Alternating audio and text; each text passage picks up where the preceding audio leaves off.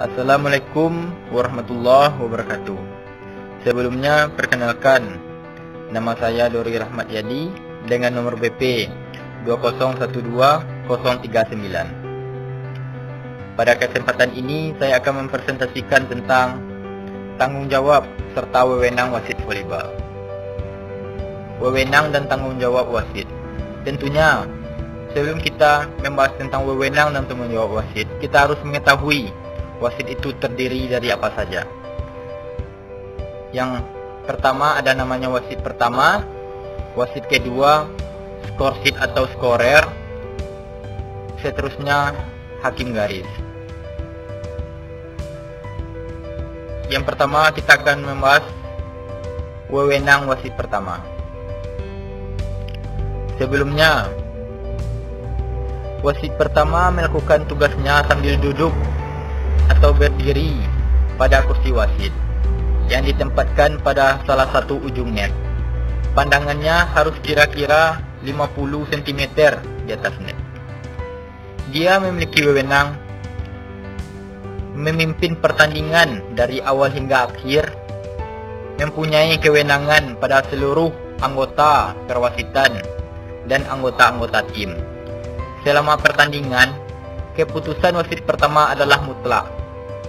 Dia mempunyai hak untuk membatalkan keputusan dari anggota perwasitan yang lain. Jika menurutnya mereka membuat kesalahan, wasit pertama dapat mengganti anggota perwasitan yang tidak melaksanakan tugasnya dengan baik. Wasit pertama juga mengawasi tugas dari penjaga bola, pengering lantai, dan pengering khusus atau disebut dengan moper. Wasit pertama mempunyai kekuasaan untuk memutuskan segala sesuatu yang menyangkut pertandingan yang tidak tercantum dalam peraturan. Wasit pertama tidak mengizinkan setiap diskusi mengenai keputusannya. Akan tetapi, atas permintaan kapten bermain, wasit pertama dapat memberikan penjelasan atas penerapan atau penafsiran peraturan yang terjadi dan menjadi dasar keputusannya. Apabila kapten bermain tidak setuju dan penjelasan wasit pertama dan memilih untuk protes keputusan wasit, dia harus segera menyampaikan hak untuk menampung dan mencatat protes pada akhir pertandingan. Wasit pertama harus memberikan izin kepada kapten bermain. Serta wasit pertama bertanggung jawab untuk menetapkan apakah sebelum dan selama pertandingan perlengkapan daerah permainan dan kondisi untuk bermain memenuhi persyaratan yang sesuai dengan standar PBFFI. Selanjutnya kita masuk kepada tanggung jawab wasit pertama. Sebelum pertandingan dimulai, wasit pertama memeriksa kondisi lapangan bermain, bola, dan perlengkapan lainnya. Wasit pertama ini harus mencek and recheck lapangan, bola, dan atribut yang akan digunakan dalam pertandingan nantinya. Melakukan undian tos dengan kedua kapten sebelum pertandingan dimulai. Mengawasi pemanasan kedua regu selama bertanding dan atau selama pertandingan. Wasit pertama berhak memberikan sanksi peringatan kepada kedua tim, memberikan sanksi atas kesalahan sikap atau dan memperlambat permainan yang disengaja. Untuk memutuskan kesalahan dari pelaku servis dan posisi dari tim yang melakukan servis, termasuk tabir, ini adalah tugas wasit pertama dan tanggung jawabnya. Kesalahan dalam memainkan bola, kesalahan di atas net, dan kesalahan pemain yang menyentuh net, terutama di sisi penyerang. Jika pemain menyerang, pandangan wasit pertama ini terpacu pada yang menyerang. Pukulan serang yang salah yang dilakukan oleh libero dan pemain baris belakang, serta pukulan serang sempurna yang dilakukan oleh pemain dengan bola berasal dari libero. Dia menggunakan passing atas dengan jari di daerah depan. Jadi libero ini boleh saja mengumpan kepada spike. Jikalau dia di posisi depan, dia harus menggunakan kedua tangannya. Tidak boleh menggunakan passing atas. Selanjutnya, keseluruhan bola yang menyeberang melalui bagian bawah net. Blok sempurna yang dilakukan oleh pemain baris belakang atau percobaan memblok oleh libero. Ini adalah tanggungjawab wasit pertama selama permainan berlangsung. Pada akhir pertandingan, wasit pertama ini memeriksa skor sheet dan mentandatanganinya. Selanjutnya kita beralih pada wasit kedua. Wasit kedua menjalankan tugasnya dengan berdiri di luar lapangan permainan, dekat dengan tiang pada sisi berlawanan berhadapan dengan wasit pertama. Dia memiliki wewenang. Wasit kedua adalah asisten wasit pertama, tetapi dia juga mempunyai hak untuk memutuskan apabila wasit pertama tidak dapat melanjutkan tugasnya, wasit kedua dapat menggantikannya. Wasit kedua tanpa minum fluid dapat memberikan isyarat tentang kesalahan yang terjadi di luar haknya, tetapi tidak memaksakan kepada wasit pertama. Wasit kedua mengawasi tugas dari pencetak skor. Wasit kedua mengawasi anggota tim yang duduk di bangku cadangan dan melaporkan kesalahan sikap yang terjadi kepada wasit pertama. Wasit kedua mengawasi para pemain di daerah pemanasan. Wasit kedua berhak atas setiap penghentian, mengawasi lamanya dan menolak permintaan yang tidak sesuai dengan aturan yang berlaku. Wasit kedua mengawasi jumlah time out dan pergantian yang dilakukan oleh setiap tim, serta memberikan time out kedua pergantian, kelima dan keenam pada wasit pertama yang mengingatkan pelatih. Pada kasus cedera seorang pemain, wasit kedua berhak memberikan pergantian terpaksa atau memberikan waktu 3 minit untuk pemulihan. Wasit kedua memeriksa kondisi lantai terutama di daerah depan. Dia juga memeriksa selama pertandingan apakah bola masih memenuhi aturan. Wasit kedua mengawasi anggota tim di daerah penalti dan melaporkan kesalahan sikap yang terjadi pada wasit pertama.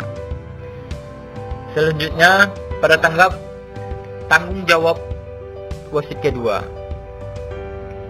Pada saat dimulainya setiap set, pada perpindahan lapangan pada set penentuan dan apabila diperlukan, wasit kedua memeriksa posisi pemain yang ada di lapangan, apakah sesuai dengan susunan dalam daftar posisi. Selama pertandingan, wasit kedua memutuskan menu fluid dan memberikan isyarat memasuki daerah lawan dan ruang bawah net, kesalahan posisi dari tim yang menerima servis, kesalahan kontak dengan net terutama di sisi bloker atau dengan antena pada sisi lapangan tempat ia berada, blok sempurna yang dilakukan oleh pemain baris belakang atau percobaan memblok oleh libero, atau kesalahan pukulan seorang yang dilakukan oleh pemain baris belakang atau oleh libero. Bola menyentuh benda di luar lapangan, menyentuh lantai pada saat wasit pertama tidak dalam posisi yang dapat melihat kejadian tersebut. Bola yang menyeberang ke daerah lawan di luar arena permainan, sebagian maupun keseluruhan bola, atau menyentuh antena pada sisi lapangan tempat ia berada. Pada akhir pertandingan, wasit kedua memeriksa dan mentandatangani skor sheet. Selanjutnya kita pada skor sheet atau scorer. Tanggung jawabnya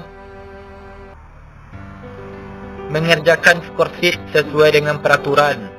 Bekerja sama dengan wasit kedua, dia mempergunakan bel atau alat bunyi lainnya untuk memberikan isyarat kepada wasit berdasarkan tanggung jawabnya.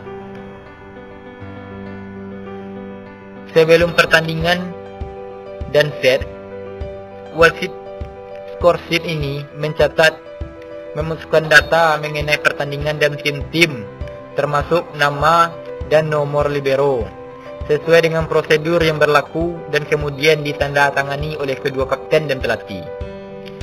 Mencatat daftar posisi pemain, mencatat angka yang telah didapat. Jadi jika misalkan tim A poin, skor sheet ini mencatatnya pada skor table. Menguasai giliran melakukan servis dari setiap tim dan segera memberitahu setiap kesalahan kepada wasit setelah pemukulan.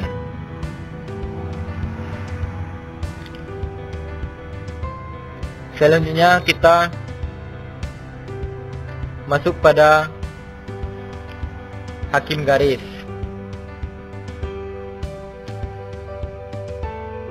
Hakim garis lokasinya jika hanya memakai dua hakim garis, mereka berdiri di sudut lapangan dekat dengan tangan kanan setiap wasit, menyilang 1-2 meter dari sudut.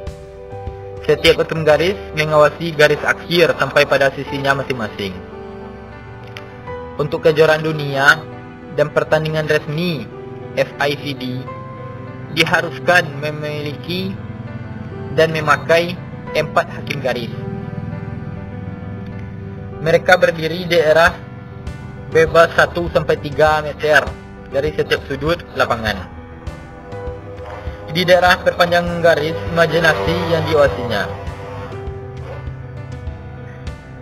Hakim garis ini mempunyai tanggung jawab. Hakim garis melaksanakan tugasnya dengan menggunakan bendera. Biasanya bendera yang digunakan adalah bendera ukuran 40x40 untuk memberikan isyarat. Bola masuk dan keluar ini adalah tugas dari tim garis pada saat bola mendarat dekat garis yang diawasinya.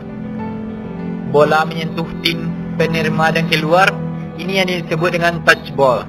Jadi wasit garis ini berhak juga untuk menentukan apakah pemain ini touch ball. Jika pemain ini touch ball, dia memberikan isyarat kepada wasit pertama.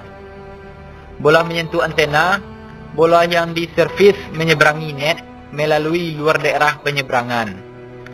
Setiap pemain, kecuali pelaku servis, melangkah keluar dari lapangan permainan pada saat servis dilakukan. Kesalahan kaki pada pelaku servis, kesalahan ini, misalkan pelaku servis ini yang akan servis menginjak garis, lalu hakim garis ini mengangkat bendera dan memberikan isyarat kepada wasit pertama. Setiap kontak dengan antena pada sisi lapangan oleh setiap pemain selama ia memainkan bola atau menunggu permainan. Bola menyeberangi net dari luar daerah. Sesuai dengan permintaan wasit, hakim garis harus mengulangi isyaratnya. Jikalau wasit pertama kurang melihat isyarat dari hakim garis ini, wasit pertama berhak untuk menyuruh hakim garis ini harus mengulangi isyaratnya. Itulah wewenang dan tugas dari para wasit untuk